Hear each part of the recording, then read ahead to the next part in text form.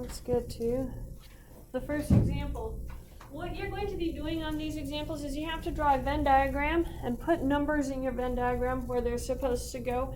And then you use that Venn diagram to answer the questions right here. So it says a movie company is making plans for future movies it wishes to produce. The company has done a random survey of 1,000 people, so they tell us that this is the total. And the results produce this information right here. We want to find out answers to these questions. So notice what they tell us. We have action, we have comedy. So we have two different types of movies. That means I'm going to use two circles. One of them is going to be action, and that's A, C for comedies. And then we have our universal set out here. Now, let's read the information they tell us. And I always go to the end. Look for the one that has an and in it. That's the one you're going to start with. It says 180 people like both action adventures and comedies. Both is where they intersect, right here in the middle. Okay? So I'm going to put 180 right in the middle right here. And now, let me cross off this one because we're done with that. And now if I go up one, it says 340 people like comedies. 340 total go in this circle. I already have 180. So to get the rest into this circle, I do 340 minus 180. What's 340 minus 180? 260? 160. Is that 160? So that gives us 160. Do you guys see how I got the 160? I have to subtract it because this is the total in the comedies.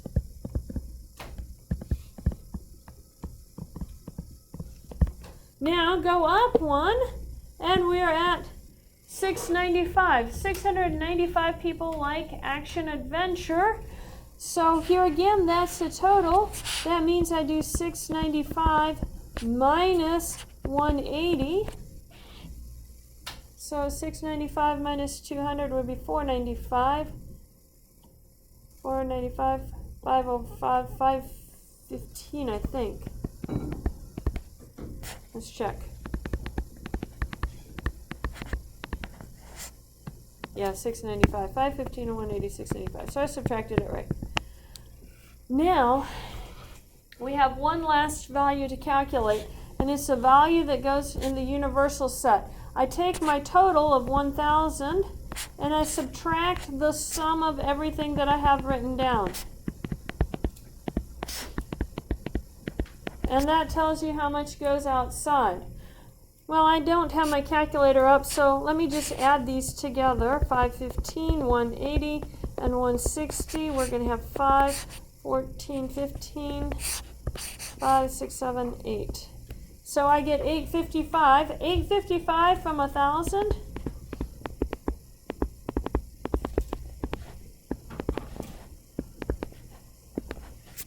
$145. Now I have my region labeled. I can answer the questions. Once you have it labeled, the answers are very easy to find. This says, how many of the people surveyed like action adventures but not comedies? So here is action adventures, but this 180 here like action adventures and the comedies. So these ones over here didn't like the comedies. How many of them like action adventure and not comedies? 515. How many like comedies but not action adventure? 160. How many do not like either of these types of movies, so they're not in either of the circles? 145. And then like both of these types of movies? 180. Has to be in the intersection of them. That makes sense? Once you get your Venn diagram drawn, the answers are really easy to find. If you can't draw the Venn diagram, you can't get these answers. There is one of these on the test. It's going to have 3 circles in it, so it's going to be like the next one that I'm going to do for you. It's worth about 10 points on the test. If you can't do this, you're not going to come close to getting an A. You probably won't even get a B on the test. It's worth a lot of points. You have to be able to do this. If you're not understanding it, it's time for you to be in my office so we figure it out. This is one of the easiest questions on the test, if you understand it. So make sure you're in my office so we can figure it out. I always have a significant number of students who don't figure it out, and I don't know if it's because too shy to come into my office and get help or what, but I haven't bitten anyone yet. I'm not planning on starting now. So come in my office and get help. There's no reason not to get 100 on this test. By the way, you guys are all capable of getting straight A's on my test. I tell you exactly what's going to be on my test. If you do the reviews to my test, you will be able to do the test. It's as simple as that. I don't put anything extra on the test. I tell you exactly what you're going to need to know. Question?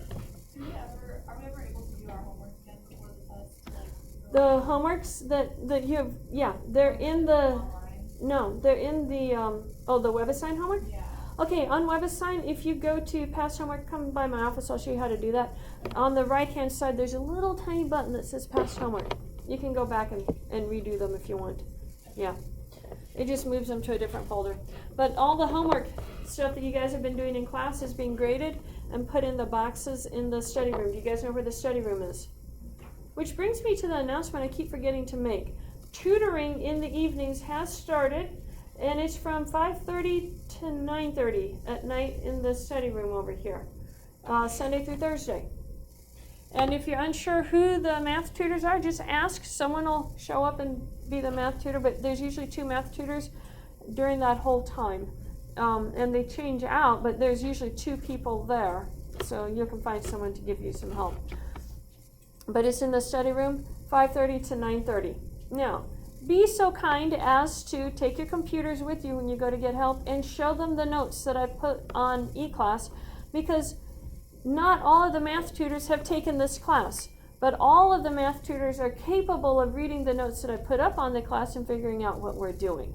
So they should be able to figure this out, but they haven't all taken this class. Okay, let's go on to another question. This one's going to have 3 of them. You have peanuts, popcorn, and cotton candy. Those are going to be our 3 circles. So let's draw our Venn diagram for our 3 circles. P for peanuts, popcorn. I'm going to do PC for popcorn and CC for cotton candy. Okay, so this was a survey taken at the state fair as far as preferences on snacks by a vendor. It says 495 people were surveyed, so this is a total. I need that number to calculate U. And now, where do we start when we're filling these out? The one that has the most ands in it, or all 3. Usually it's the last one listed. So go down to the very bottom one. 160 people like all 3. So that goes into the very center. It's where all 3 of them overlap. That's at 160 people. That is 160 people. Cross that one off, go up 1. 245 people like both popcorn and cotton candy. So popcorn and cotton candy is going to be here. But it also is going to include the 160 that we have here. So how do we find out how much goes right here? Yeah, 245 minus 160. I'm going to write it right here. And that is going to go in there. So 245 minus 160 should be 85. And that's that one. Then it says 280 people like both peanuts and popcorn. Oh, I missed one. I should have gotten a return right here. So we'll get that one in a minute. 280 people like peanuts and popcorn, so that's going to go right here. So what do we subtract here? Yeah, 160 from 280, so that's 80 and 40 is 120. And then 190 people like both peanuts and cotton candy. This should be cotton candy. So 190 people like both. And that goes right here. So that gives you 30. Now, that has all of the little middle parts. Now we go to the general parts up here. So 295 people like cotton candy. I need a total of 295 right here. So I'm going to have to subtract 295 minus 30 plus 160 plus 85. All of this, the 30, the 160, and the 85 are all part of this cotton candy circle. Do you guys all see that? They're all part of it. All of that total has to be 295. So if I'm calculating the part out here, I have to subtract off the part that's already written down. We can't count those guys twice. Well, let me add these together. 30 and 160 is going to be 190 and 85. 275. 275 from 295 is going to be 20. So that gives me 20. And then 395 people like popcorn. So this whole circle right here needs to be a total of 395. What should we do? Yeah, 120, 160, and 85 from 395. So we're going to have 395 minus 120 plus 160 plus 85. Is that 65? No, Oh, the 3 inside is 365. Okay, and then from 395, that is 30.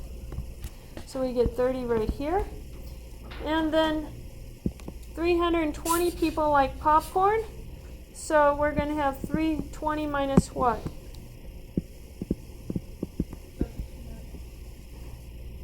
Yeah, sorry, peanuts. 320 people like peanuts. So it's 320 minus the 120, 160, and 30. Does that make sense?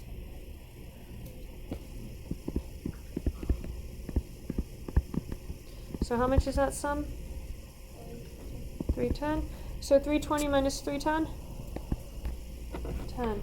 Now the last thing you have to do is calculate the universal. The universal is going to be the total of 495 minus the sum of everything that I have in here. 10 plus 120 plus 30 plus 30 plus 160 plus 85 plus 20. 130, 160, 190, 290, 350, 60, 70.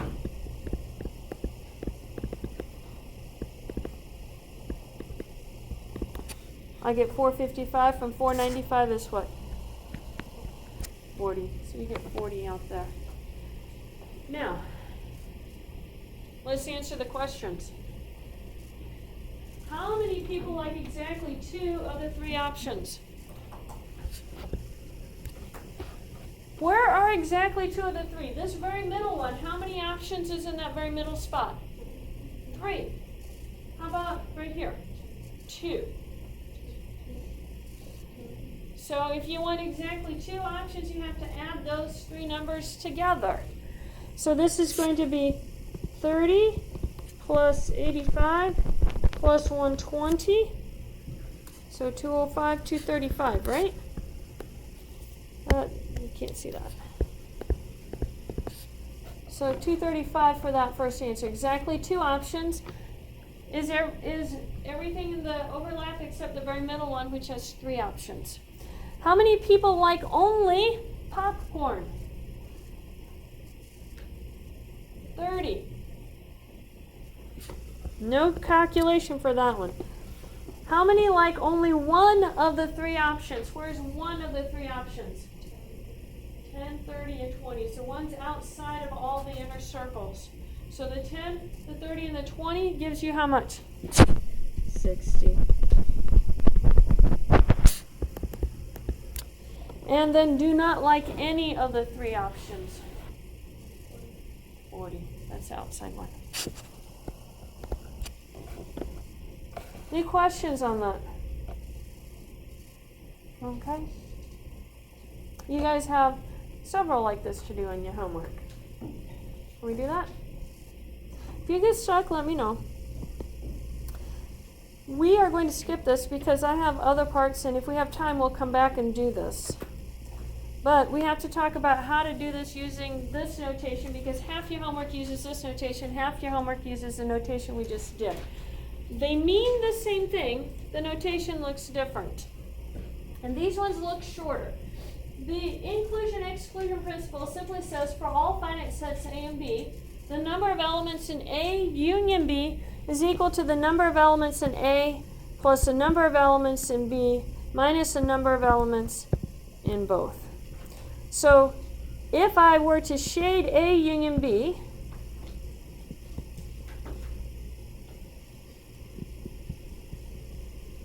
I get that region, right? Are we good with that? A union B is yellow highlight. Now, if I want to shade A,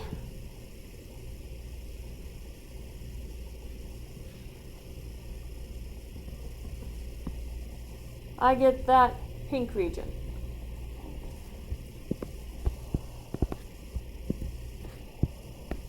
Now, if I'm going to just draw lines through B.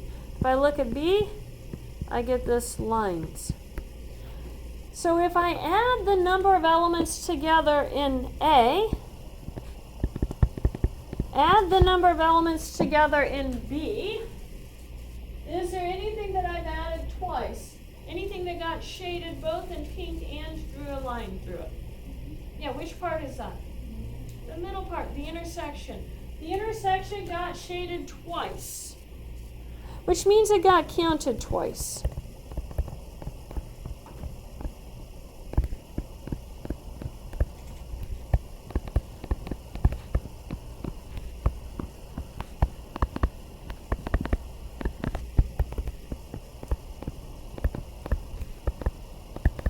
So what that means is we have to subtract off, if I want to find the total in the yellow region. I can't count anything twice. So this principle says, count everything, don't count anything twice. That's what it's saying. Count everything only once.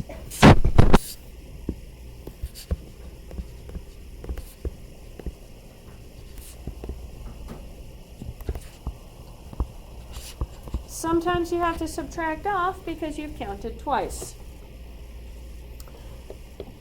Okay, so let's do an example which is going to use this. It says the number of elements in A is 15, the number of elements in B is 32, and A union B is 41. So I'm going to have two sets, just A and B, and the universal set. The number of elements in A is 15, so the total in A is 15, the total in B is 32, but the total in A and B is 41. So whatever I have here, I'm going to put an X. Whatever we have here is a Y, and whatever you have here is a Z. X plus Y plus Z has to be equal to 41. You're going to know that X plus Y is equal to 15 because this is a number in A, and you're going to know Y plus Z is equal to 32.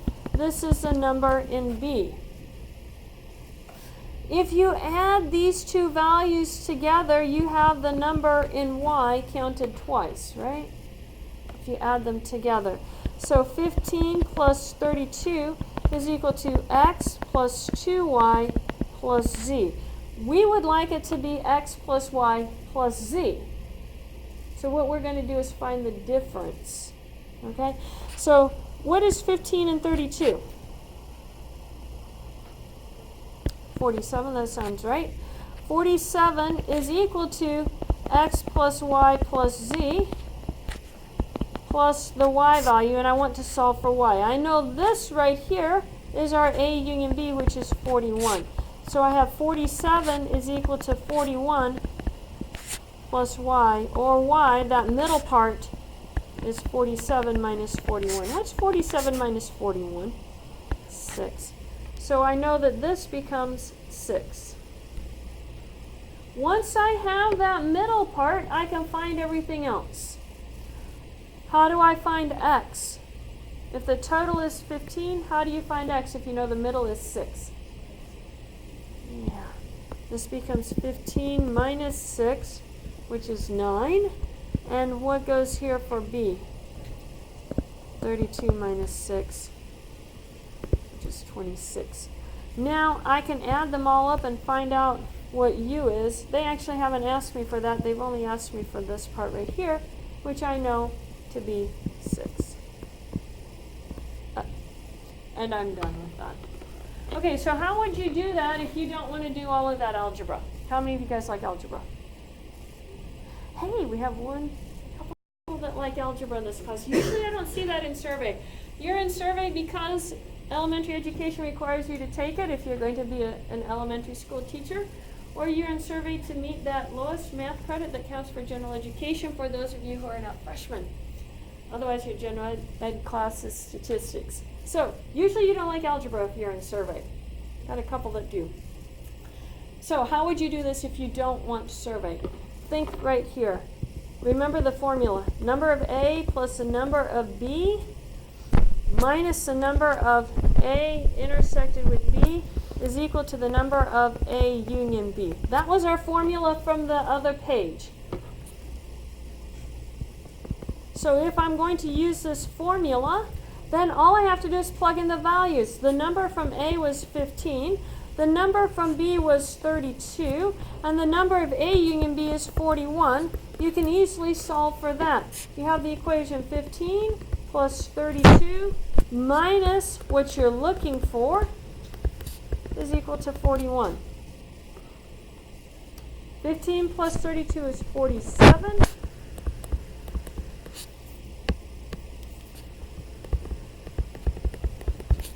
And I'm going to subtract my 47. And you have minus the number of A union B. Sorry, I really want that to be a union today. It's an intersection. I get something stuck in my mind and it wants to stay there. And those are both negative, so I'm going to divide by my minus 1. And your answer is equal to 6. Those are your two options. My guess is you're going to use that second way. The first way is just drawing your Venn diagrams and figuring it out. The second way is using the formula. You can do it either way. Those are your options. Question? 47 came from adding the 15 and the 32. Yeah.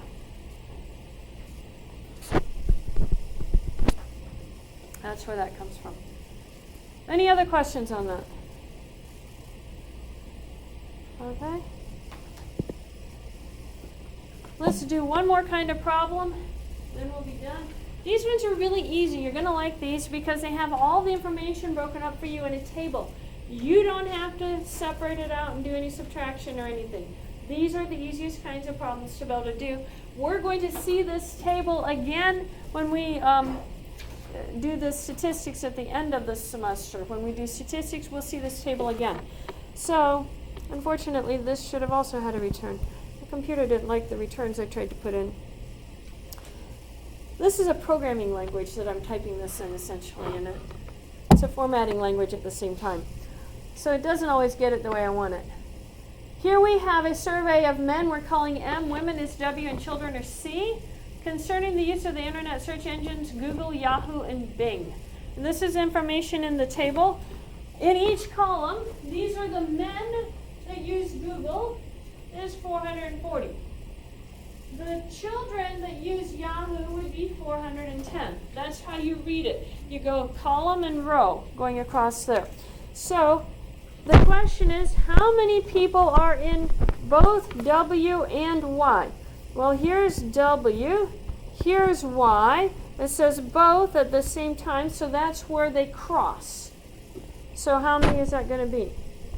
280. Now let's figure this one out. What does that little apostrophe there next to the C mean? Yeah, it means the opposite of your set, complement. So, what is the opposite of C? Opposite of C would be all of these guys, right? Everything not in your row for C. And then we want to take that in G. So it has to be in G and not in the row for C. So where do they overlap? 440 plus 390. You add those two together. So that's 0, 13, 830. Do you guys see that? It's where they overlap. Now, I'm going to put a union right here. G union B. So let me erase these circles. Everything in G. Union everything in B. So I'm going to combine both of those together. And then I want to intersect that with M. So the two vertical circles intersected with the horizontal circle gives you 275 plus 440.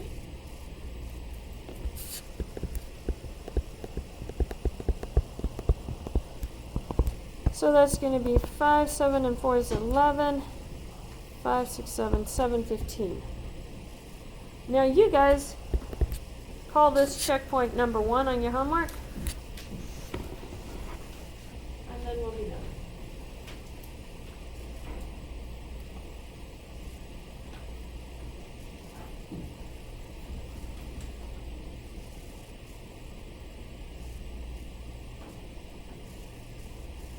I want you to erase these circles so you can see. Here's a G, here's a C, and it's union. So what do? Add them all together. Hopefully you brought a calculator.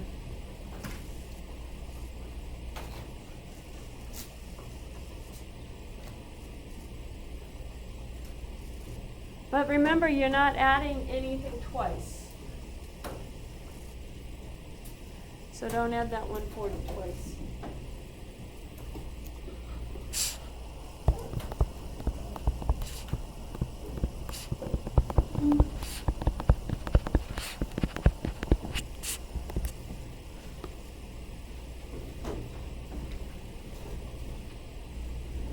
Then compare your answers to make sure you didn't do an arithmetic error. Make sure your names are on your papers and turn them in. Here again, if you are not understanding the Venn diagrams from this section, please come find me. We'll get those figured out for you.